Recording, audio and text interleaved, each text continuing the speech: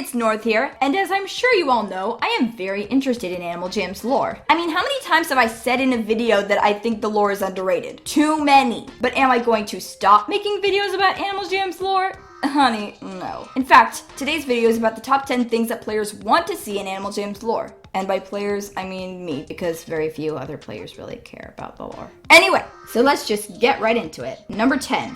Alpha Headquarters. Now, I think the Alpha Headquarters are a really great way for Animal Jam to sort of teach us more about the lore, and Alpha meetings could be held in there. It would be really interesting to see what happens to these rulers behind the scenes. Unfortunately, however, the Alpha Headquarters doesn't exactly serve that purpose. The only thing it really teaches you about the lore are things that any player would know from just playing the adventures. And it has held very little lore significance since it was created. It was created by the destruction of Club Geos with the lines of power, and then it just stopped being relevant to the lore in any way, shape, or form. And it's basically turned into a place for Animal Jam to charge us a ridiculous amount of diamonds. I mean, why create one unique armor set when you could create 6 identical ones? I mean, I was fine the first time they created Alpha armor because all the sets were different colors, they looked different, they were unique. A little clunky, but at least they were unique and different items. Then they re-released these items for the Jamala days, and they all basically looked exactly the same. And then they did that again for the Ancient Wild Weekend. How many diamonds are they charging us just to have 6 identical armor sets that look basically exactly the same? Like, really? We all had to give up Club Geos for this? Just so you could charge us a ridiculous amount of diamonds for 6 armor sets that look exactly the same? Yeah, okay, I think I've made my point quite clear. Number 9. Ocean Adventures. After turning the tides, Animal Jam basically left us on this cliffhanger of, oh no, when Tavi was trapped, she heard of this horrible plan that the Phantoms have. And then, with Tiki Trouble, they basically went from that to, oh, happy, smiley, creepy tikis that will give you a solution to rid the Phantoms from the oceans forever. Yes.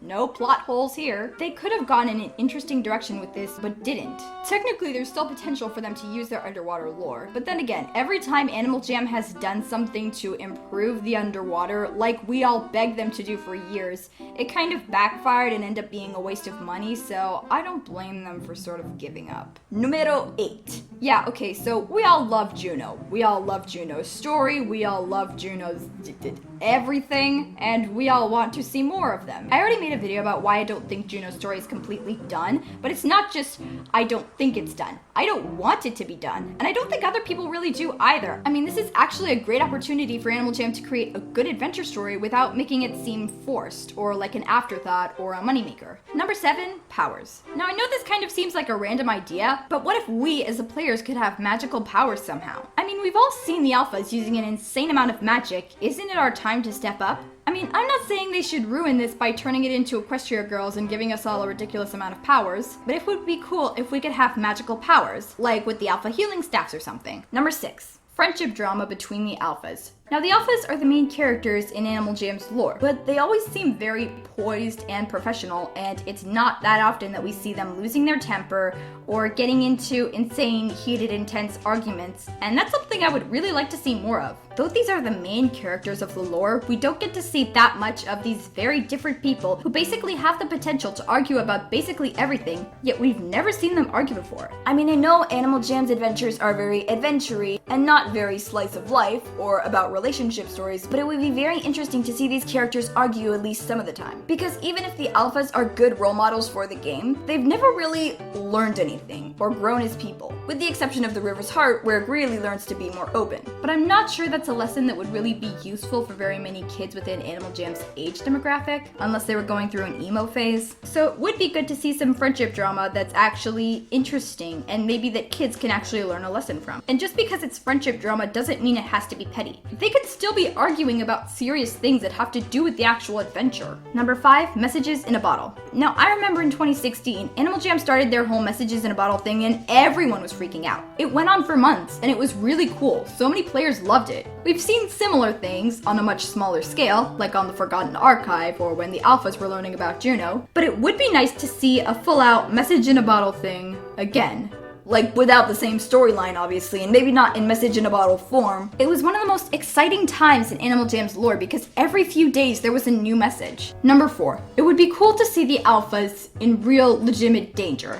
Let's be honest, the alphas always put us in the crossfire. We're always the ones saving everybody and fighting the Phantom Kings and doing all this crazy stuff. And though the alphas were sometimes in a situation or in a room that was dangerous, they never actually seemed like they were in serious danger. I'm not saying they weren't in danger, but we never really got the feeling of them being in danger or even scared at all. And after so many adventures, after we've seen so much, after the alphas have been like, wow, you're one of the most courageous animals in Jama, maybe it's time for us to actually be the ones saving them and not just them conveniently disappearing and reappearing, but actually them being unable to do anything, like, I don't know, captured by the Phantoms or something, unable to do anything, and we have to be the ones to save them. Number 3, the sacrifice of an alpha. There's only one time in Animal Jam's lore that an alpha has sacrificed himself for Jama, and that is Greely. He sacrificed himself to stop the volcano, but then in the end he didn't actually die. And I'm not saying he shouldn't have survived, but it would be nice to see more of the alphas sacrificing themselves